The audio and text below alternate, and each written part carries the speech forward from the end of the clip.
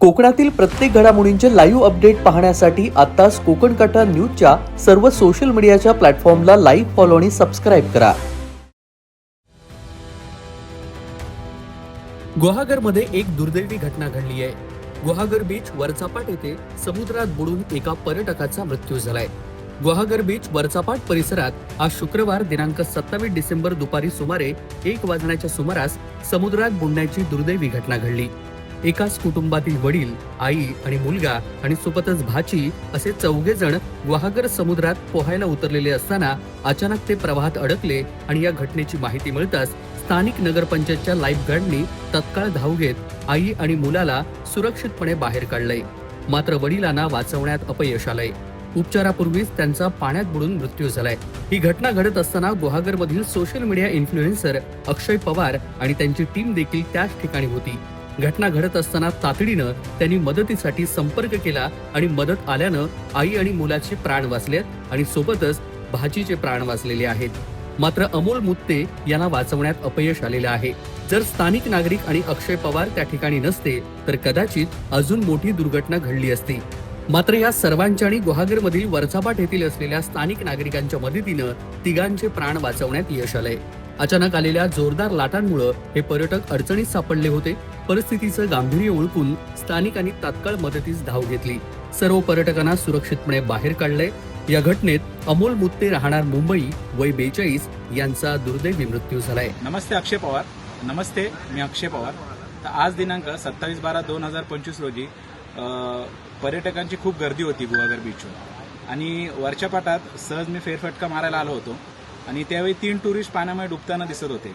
प्रथमदर्शी असं वाटत होते की ते पोहण्यासाठी गेलेत, परंतु त्यांचं अंतर हा बीचपासून किमान तरी 50 ते 60 मीटर खोल होते आणि त्वरित आपण पहिलं लाईफगार्डनं कॉल केलं प्रदेशला, परंतु ते पाण्यात त्यांची ड्युटी असल्यामुळे ते फोन कॅरी करत नाही. त्यानंतर आपण सीओनं कॉल, जे आपले बीडीओ आहेत शेखर बिलारे, त्यांना कॉल केला. मग त्यांच्या कॉलनंतर आशिष आणि हे प्रदेश, हे 2 जे लाईफगार्ड आहेत आपल्या नगर पंचायतीचे, त्यांनी त्वरित ॲक्शन घेऊन जेटस्कीन येऊन तिन्ही जे टुरिस्ट होते त्यांना बाहेर आणलेले आहेत.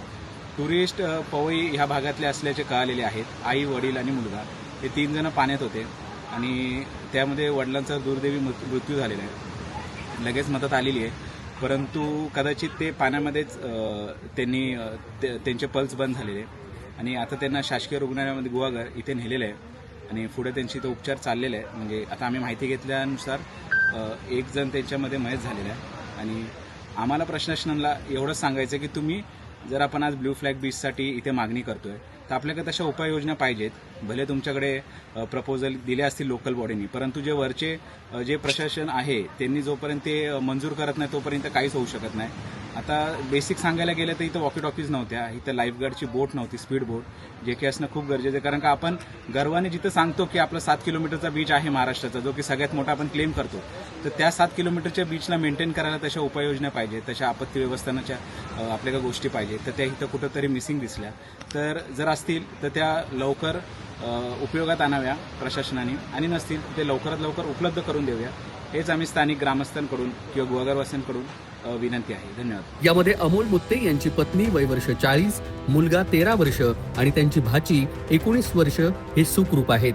घटनेची माहिती मिळताच पोलिसांनी घटनास्थळी धाव घेतली आणि पंचनामा केलाय.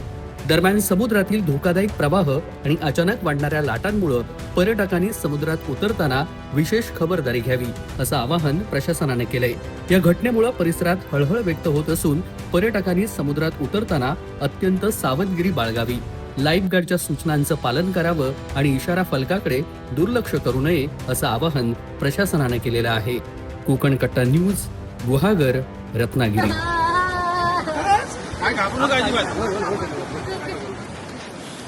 पाणी काढा, पाणी काढा, पहिलं उलट करून पाणी काढा, उलट करून पाणी काढा, त्यांना हात काढी, हात काढा,